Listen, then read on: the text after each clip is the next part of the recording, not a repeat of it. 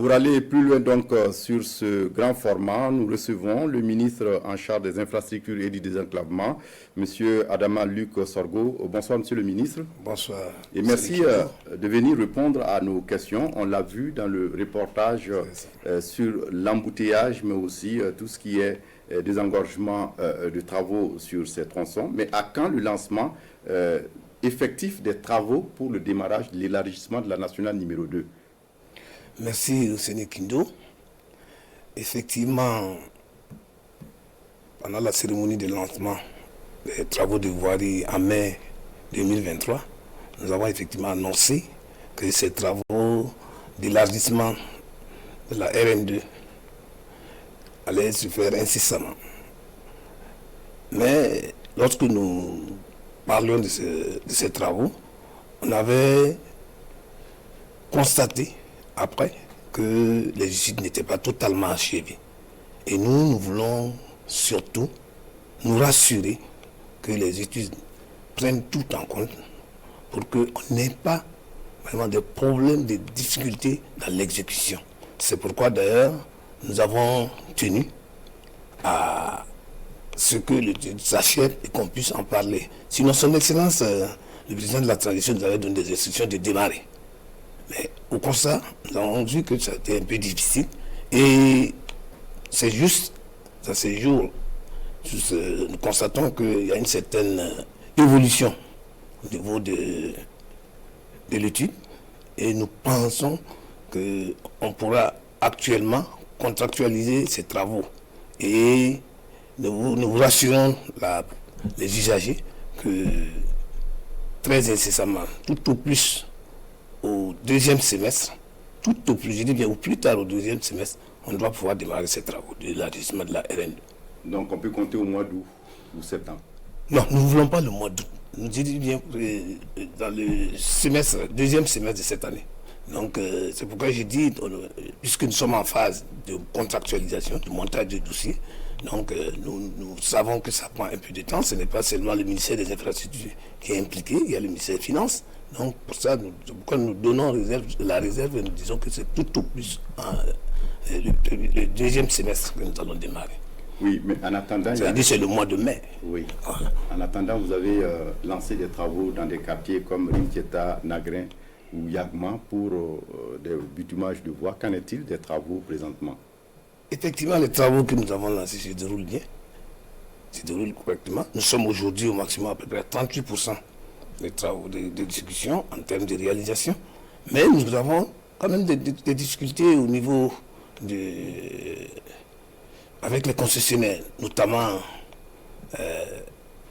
l'Onatel, la Sonabel et bien sûr l'ONEA, qui prennent un peu de temps pour pouvoir nous libérer les emprises. Et c'est ce qui a fait souvent conduit souvent à des retards.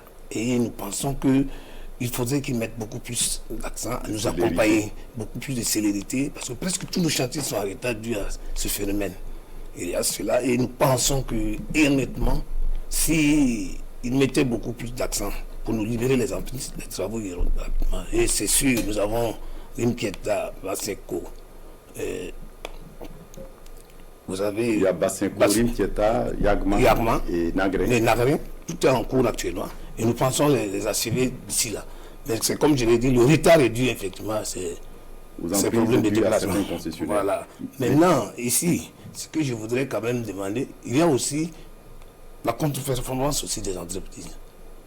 Et nous, pour ça, nous avons quand même pris un certain nombre de décisions pour dire que si une entreprise n'arrivait pas à s'exécuter dans les délais, nous allons pouvoir, en tout cas, appliquer les textes en vigueur. Et nous pensons que nous n'allons pas arriver à là, parce que toutes les entreprises sont sensibilisées.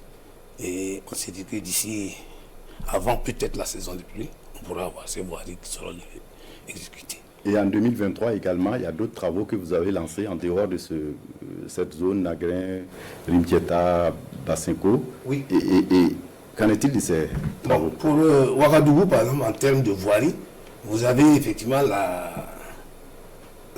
l'élargissement dans sa section urbaine.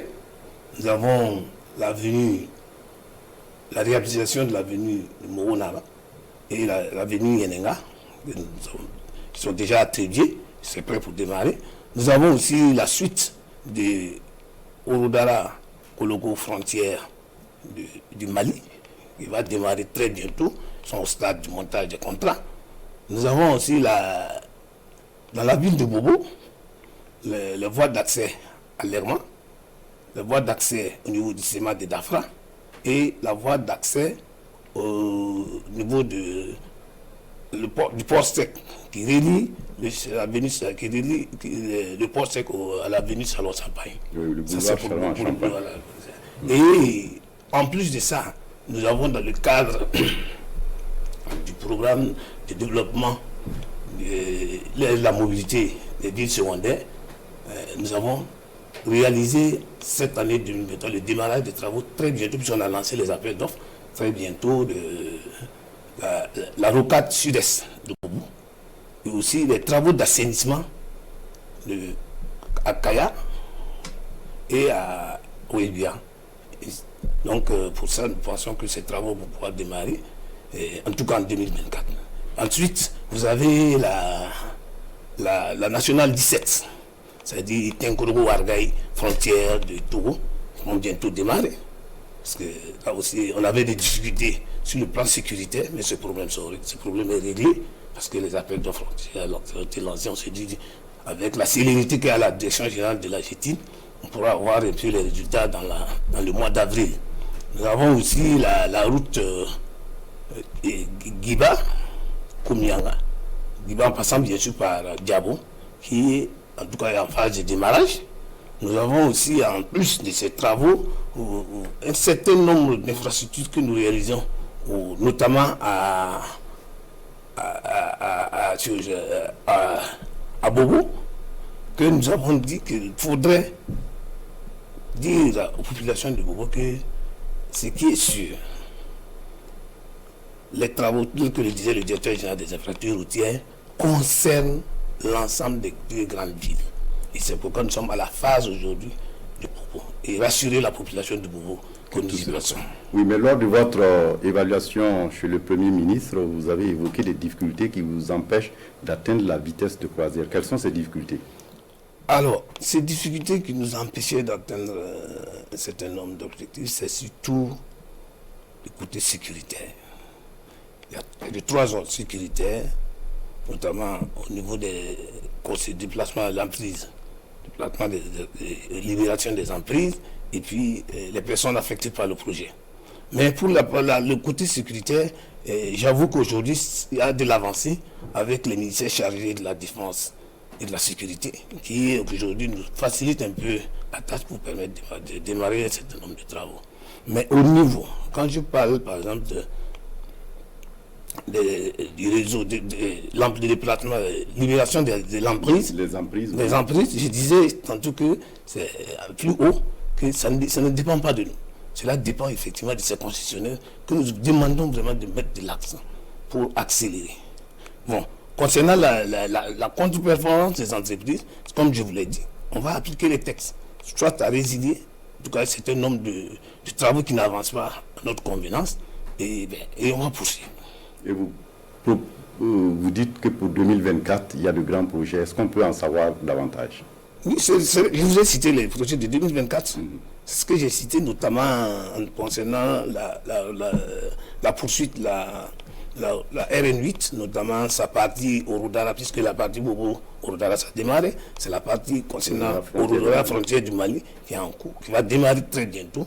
Je vous ai parlé tantôt des voiries de Boubou, notamment la voie de Legma, la voie maintenant au Serment de Dafra, et aussi la voie qui relie le port sec de Boubou à l'avenue Salon-Champagne. D'accord. Et pour terminer, Monsieur le ministre, on l'a vu dans le temps, vous avez sévi par rapport à la route nationale Sankoinse-Koudougou, et on le voit sur le terrain, les travaux ont repris pour la réhabilitation à nouveau. Quel commentaire vous faites de ces reprises? Merci, M. Kindo. Effectivement, lorsque nous avons pris service, cette route, les dégradations précoces qu'on a constatées sur cette route, nous a mené à faire une visite sur le terrain. Et nous avons situé les responsabilités. Alors, les législateurs étant soutiennent, l'entreprise en tout cas supporte la grande partie et nous avons dit qu'ils vont reprendre entièrement et à leurs frais les travaux. Alors, le mois de février passé, nous avons fait une visite. On a constaté que les travaux se déroulent dans les règles de l'art et à la satisfaction, en tout cas, de l'administration. Merci à vous, M. Adama Luc Sorgho. Vous êtes le ministre en charge des infrastructures et du désenclavement et vous étiez là pour nous parler des grands projets de votre département, mais surtout pour tout ce qui concerne les travaux, des désengorgements, des voies reliant les villes du Burkina Faso. Merci d'être venu pour tous ces éclairages. Merci à vous. Vous restez avec nous pour